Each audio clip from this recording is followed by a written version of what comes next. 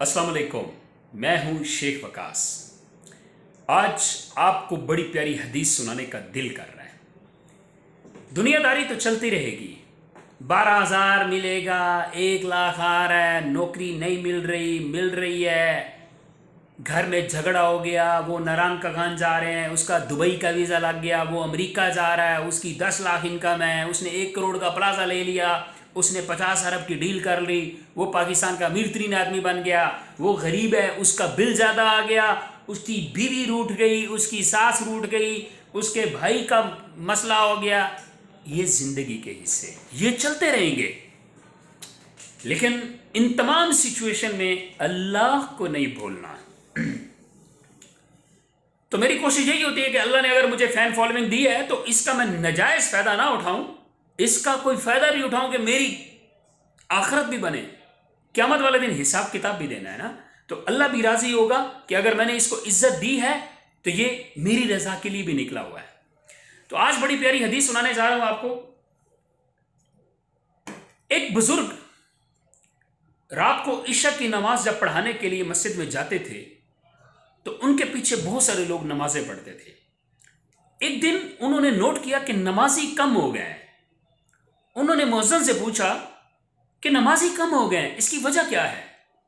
उन्होंने कहा कि यहां पे एक फाहिशा औरत आई है, तो अब लोग इशा के टाइम इधर आने की बजाय उसके पास जाते हैं। तो बुजुर्गों ने क्या किया, जाए नमाज उठाई और उसके घर के आगे मुसल्ला बिछा के नमाज पढ़नी शुरू कर दी, हर रोज इशा के टाइम।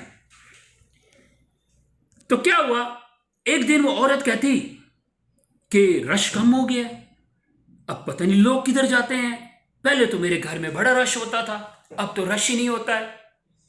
उसने कहा कि मैं बाहर जाके देखूं तो सही कि ये रश क्यों कम हुआ है। जब वो इशा के टाइम बाहर आती तो क्या देखती है कि वही बुजुर्ग जिसके पीछे लोग जाके ईशा के टाइम नमाज पढ़ते थे, और वो लोग ऐसा ऐसा मेरे घर में आना शुरू हो गया। उसी बुजुर्ग ने ईशा की नमाज मस्जिद में पढ़ने के बजाय मेरे घर के आगे आगे पढ़नी शुरू कर दी है। तो उन्होंने बुजुर्गों से कहा, बुजुर्गों ये मस्जिद नहीं है, ये मेरा घर है, यहां मेरा अपना काम होता है रात को, तो आप मस्जिद में जाकर नमाज पढ़ा करें। बुजुर्ग ने कहा, आपका कौन सा काम है? बोला कि मेरा ये फलां फलां काम है मेरा, नौज़ुबिल्लाह। तो बुजुर्ग ने कहा, मैं भी तैयार हूं। उसने कहा, बड़ी बात है कि अगर ये आ जाए तो सारे ही आ जाएंगे।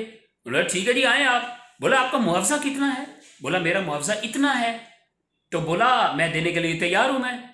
तो उस औरत ने कहा ठीक है दें आप। बुजुर्ग ने वो मुआवजा दिया। अब बुजुर्ग ने कहा कि मैं वही कहूँगा जो आप करोगी, मैं वही आप वही करोगी जो मैं आपसे कहूँगा। उसने बोला बिल्कुल, मैं तो आपकी ताबेदार हूँ, आपने तो पैसे ही दे दिए हैं। अल्लाह माफ करे, थोड़े पैसों के लिए अपना ईमान तक बेच डालते हैं। अल्लाह इनको हिदायत दे, मैं कोई ऐसी बात नहीं करूंगा यहाँ पे। तो उसने बुजुर्गों ने कहा ठीक है, मैं आपसे ये कहता हूँ कि आप जाएं वुजू करें और इधर आके 2 नफल पढ़ें, फिर उसके बाद अगला काम मैं करता हूँ। तो वो औरत गई, वुजू करके आई। पहले उसने गुसल किया, फिर उसने वुजू किया, फिर आके मुसल्ले पे खड़ी। बोलो अब क्या करना है? बोला अब 2 रकात नमाज नफल के पढ़ो, फिर मैं आपसे अगली बात करता हूँ। उसने 2 रकात नमाज नफल के पढ़े। तो जब उसने अल्लाह अकबर की ना, तो पीछे से बुजुर्गों ने क्या किया बोला, बता दूं?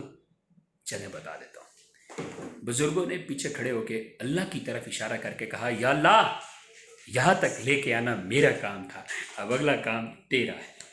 इतना करने से अल्लाह जन्नत वाजिब कर देता है कि अल्लाह कितना गफूर और रहीम है।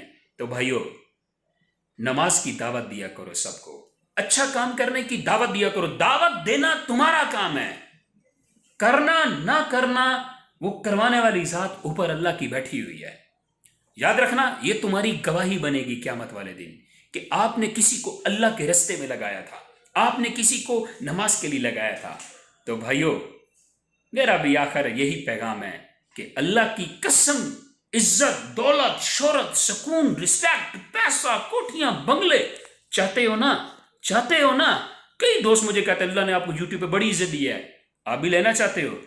आ जाओ अल्लाह के रास्ते में, जिधर भी बैठो। आपकी कोई महफिल ऐसी नहीं होनी चाहिए जो अल्लाह का जिक्र किए बगैर महफिल हो। Thank you so much.